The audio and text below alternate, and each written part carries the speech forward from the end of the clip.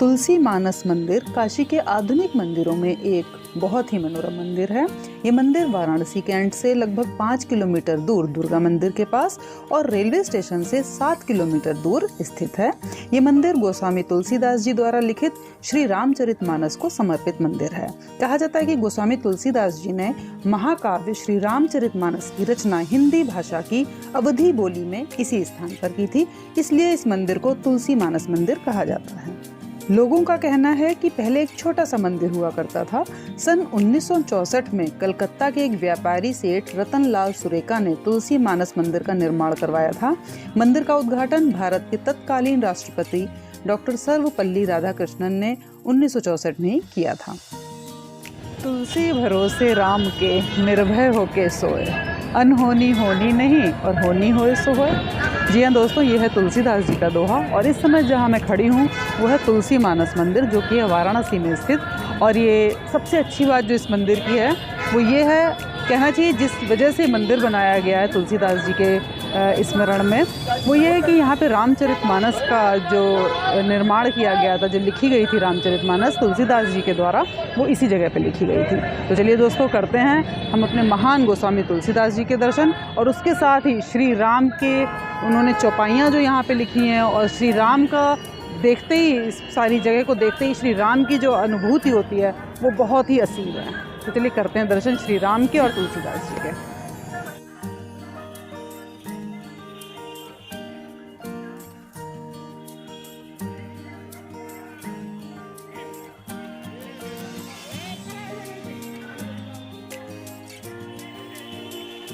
दोस्तों, इस मंदिर के मध्य में श्री राम, माता जानकी, लक्ष्मण जी एवं हनुमान जी विराजमान हैं। इनके एक ओर माता अन्नपूर्णा एवं शिव जी तथा दूसरी तरफ सत्यनारायण जी का मंदिर है। इस मंदिर के संपूर्ण दीवार पर रामचरितमानस को लिखा गया है, जो मैं अभी आपको आगे बढ़ के दिखाते हैं सारा डिटेल में। और दीवारों पर जो रामायण के प्रसिद्ध चित्रण को भी बहुत सुंदर ढंग से नक्काशी किया गया है। तो दोस्तों, मंदिर तो आप देख ही रहे हैं कितना सुंदर बना हुआ, पूरा संगमरमर का बना हुआ है। मूर्तियां तो यहाँ की बेमिसाल हैं ही, लेकिन साथ ही संगमरमर के पत्थर पे जो बाल कांड देखिए लिखा हुआ है, सारे कांड लिखे हुए हैं, सारी लाइन से पूरी रामचरितमानस दीवारों पे लिखी हुई है। और इससे संबंधित जो आकृतियां हैं, जैसे बाल कांड लिखा तो इसके जस्ट साइड में जो आकृति बनी है, ये देखिए 4 भाई राम, लक्ष्मण, भरत, शत्रुघ्न, उनको खेलते हुए दिखाया गया बचपन में। इस तरीके से जो कांड दीवार पे हैं उनसे संबंधित जो आकृतियाँ हैं वो उसकी साइड में दीवारों पर बनी हुई है। बहुत ही विशालता, इसकी विशालता मतलब देखने में ही लग रही है, जो दूर तक आपको गैलरी नज़र आ रही है ऐसा चारों तरफ है। और इसके ऊपर एक और फ्लोर है, उसमें भी ऐसे ही चारों तरफ है। तो मतलब आप समझिए कि पूरी रामचरितमानस को दीवारों पे उतार दिया गया है। तो दोस्तों, आप ये सब दर्शन कीजिए मंदिर के, और हम साथ में आपको थोड़ा सा तुलसीदास जी के बारे में भी बात करते हुए चलते हैं, बताते हुए चलते हैं। दोस्तों, गोस्वामी तुलसीदास जी के जन्म के बारे में अगर हम बात करते हैं तो उनका जन्म स्थान विवादित रहा है। कुछ लोग मानते हैं कि इनका जन्म सोरो शूकर क्षेत्र, वर्तमान में जो कासगंज एटा में पड़ता है उत्तर प्रदेश में, वहाँ बताते हैं। और कुछ विद्वान इनका जन्म राजापुर जिला बांदा, जो अभी चित्रकूट में मानते हैं, उसको बताते हैं। जबकि कुछ विद्वान तुलसीदास का जन्म स्थान राजापुर को मानने के पक्ष में है। उनके पिता आत्माराम दुबे जी थे और माता हुलसी माँ थी। दोस्तों, दीवारों पे लिखी हुई रामचरितमानस तो अद्भुत है ही, साथ में यहाँ पे मानस प्रदर्शनी जो बनाई हुई है, जहाँ पे तुलसीदास जी की मूर्ति बनाई हुई है, जो कि रामायण के पेज पलटते हुए दिखाए गए हैं, बहुत ही सुंदर है, बहुत ही अद्भुत है। देखिए उनका चेहरा, उनकी आँखें और उनका जो हाथ, ये रामायण के पेजेस को पलटते हुए दिखाया जा रहा है, बहुत ही अच्छा है। तो दोस्तों, हम बात करते हैं, जब कहते हैं कि जब तुलसीदास जी का जन्म हुआ था तो उनके मुँह से जो पहला शब्द निकला था वो निकला था राम, और तब से सारे लोग बोलने लग गए थे उनको राम बोला। और देखिए दोस्तों, दीवार पे साइड में लिखा हुआ है कि हिंदी की कौन सी मात्रा का क्या अर्थ होता है, उसको भी बिल्कुल पास में ही लिखा गया है, जहाँ पे तुलसीदास जी की जो मानस प्रदर्शनी थी वहीं पर। और दीवारों पे ये अयोध्या कांड, ये सब तो लिखा ही हुआ है, वो आप देखते चलिए इनको। और अब हम आगे की बात करते हैं कि उनका भगवान शंकर की प्रेरणा से राम शैल पर रहने वाले श्री अनंतानंद जी के प्रिय शिष्य श्री नरहरियानंद जी थे, नरहरि बाबा। उन्होंने राम बोला के नाम से बहुचर्चित हो चुके इस बालक को ढूंढ निकाला और विधिवत उनका नाम तुलसीदास रखा। तो दोस्तों, अगर आपने मेरी वीडियो देखी हो जो वाराणसी की पातालपुरी गुफा की बनाई थी, उसमें मैंने आपको नरहरि बाबा के बारे में बताया था और उनकी समाधि भी दिखाई थी उस वीडियो में, जिसमें मैंने दिखाया था कि भीष्म पितामह ने एक तीर से जो गुफा बनाई थी पातालपुरी गुफा, तो उसमें नरहरि बाबा जी की समाधि है। उन्हीं नरहरि बाबा जी के बारे में बात हम कर रहे हैं, जो कि तुलसीदास जी के गुरु थे। तो चलिए दोस्तों, ऊपर चलते हैं और ऊपर चल के अब देखते हैं हम ऊपर के फ्लोर पे क्या क्या है। 29 वर्ष की आयु में तुलसीदास जी का विवाह रत्नावली के साथ हुआ और जब वो मायके में ही थी तो उनकी याद में वो इतना व्याकुल हो गए कि वो उफनती हुई नदी को पार करके सीधे उनके शयन कक्ष में पहुंचे और उनको घर चलने का आग्रह करने लगे। इस घटना को देखकर रत्नावली खींच उठी और उन्होंने एक दोहा बोला, अस्थि चर्ममय देह यह तासो ऐसी प्रीति नेक जो होती राम से तो काहे भववी। और इसी दोहे ने तुलसी राम को तुलसीदास बना दिया। और दोस्तों, सामने एक प्रदर्शनी लगी हुई है, आइए देखते हैं इसमें क्या है। टिकट कहाँ से मिलती है इसकी? तो इन्होंने टिकट की रेट बताए हैं 5 रुपये। तो चलिए टिकट लेके हम चलते हैं इसके अंदर। तो देखिए दोस्तों, कितनी सुंदर सुंदर झांकी है। यहाँ पे श्री राम जन्म हो रहा है, एक जगह बना है, एक जगह शिव जी का विवाह हो रहा है। बहुत ही सुंदर सुंदर। आप इस झांकी को देखिए, आनंद लीजिए और साथ में मैं आपको बताती चलती हूँ कि किस तरीके से तुलसीदास जी ने श्री राम जी से भेंट की, क्योंकि मुझे ये कथा बहुत ही पसंद है, इसलिए मैं चाहती हूँ ये मैं एक बार आप लोगों को भी सुनाऊँ। वैसे तो आपको भी पता ही होगा इस बारे में, लेकिन फिर भी मैं इसके बारे में भी बताती हूँ। आप झांकी देखिए और इस अच्छी सी प्यारी सी कथा को भी सुनते जाइए। तो कहते हैं, कुछ काल राजापुर रहने के बाद वे पुनः काशी चले गए और वहाँ की जनता को राम कथा सुनाने लगे। कथा के दौरान उन्हें एक दिन मनुष्य के वेश में एक प्रेत मिला, जिसने उन्हें हनुमान जी का पता बतलाया। हनुमान जी से मिलकर तुलसीदास ने उनसे श्री रघुनाथ जी का दर्शन कराने की प्रार्थना की। तो हनुमान जी ने कहा, तुम्हें चित्रकूट में रघुनाथ जी के दर्शन होंगे। इस पर तुलसीदास जी चित्रकूट की ओर चल पड़े। चित्रकूट पहुंचकर उन्होंने राम घाट पर अपना आसन जमाया। एक दिन वे प्रदक्षिणा करने निकले ही थे कि यकायक मार्ग में उन्हें श्री राम के दर्शन हुए। उन्होंने देखा कि 2 बड़े ही सुंदर राजकुमार घोड़ों पर सवार होकर धनुष बाण दिए जा रहे हैं। तुलसीदास उन्हें देखकर आकर्षित तो हुए, परंतु उन्हें पहचान ना सके। तभी पीछे से हनुमान जी ने आकर जब उन्हें सारा भेद बतलाया तो वे पश्चाताप करने लगे।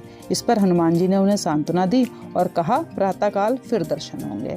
संवत 1607 की मौनी अमावस्या को बुधवार के दिन उनके सामने भगवान श्री राम जी पुनः प्रकट हुए।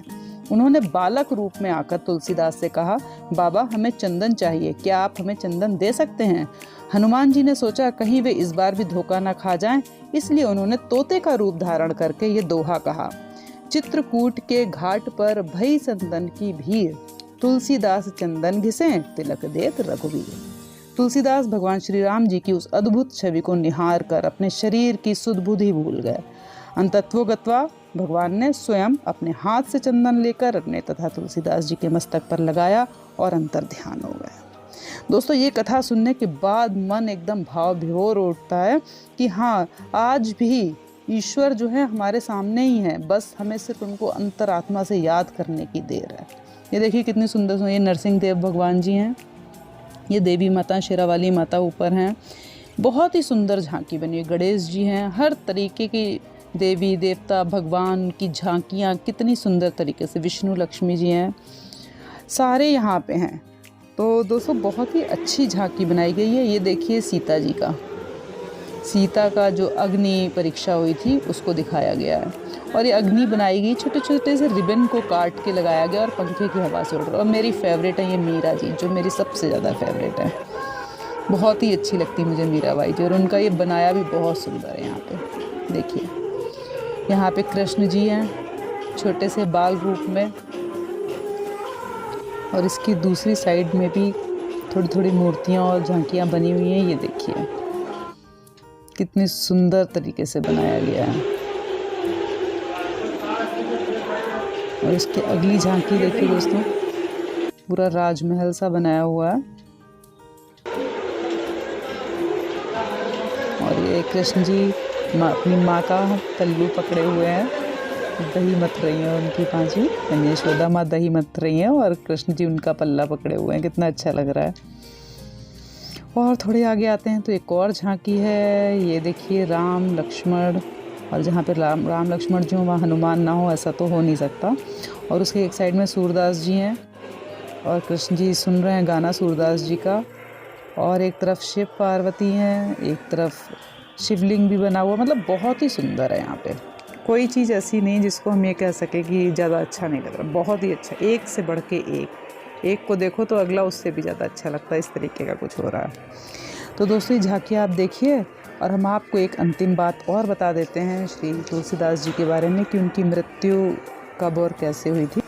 तो कहते हैं कि तुलसीदास जी जब काशी के विख्यात घाट 80 घाट पर रहने लगे तो एक रात कलयुग मूर्त रूप धारण कर उनके पास आया और उन्हें पीड़ा पहुंचाने लगा। तुलसीदास जी ने उसी समय हनुमान जी का ध्यान किया। हनुमान जी ने साक्षात प्रकट होकर उन्हें प्रार्थना के पद रचने को कहा। इसके पश्चात उन्होंने अपनी अंतिम कृति विनय पत्रिका लिखी और उसे भगवान के चरणों में समर्पित कर दिया। श्री राम जी ने उस पर स्वयं अपने हस्ताक्षर कर दिए और तुलसीदास जी को निर्भय कर दिया। संवत 1680 में श्रावण कृष्ण तृतीया शनिवार को तुलसीदास जी ने राम राम कहते हुए अपना शरीर परित्याग किया। तो दोस्तों इस प्रकार तुलसीदास जी ने जन्म के समय, जन्म के बाद जो पहला शब्द बोला वो भी राम था और जो अंतिम शब्द बोला वह भी राम था। तो इस तरीके से तुलसीदास जी को हम श्री राम जी के एक महान भक्त कह सकते हैं, महान भक्तों में एक तुलसीदास जी कह सकते हैं। और एक बहुत अच्छे रचयिता तो वो थे ही, उन्होंने इतनी बढ़िया रामचरितमानस की रचना की।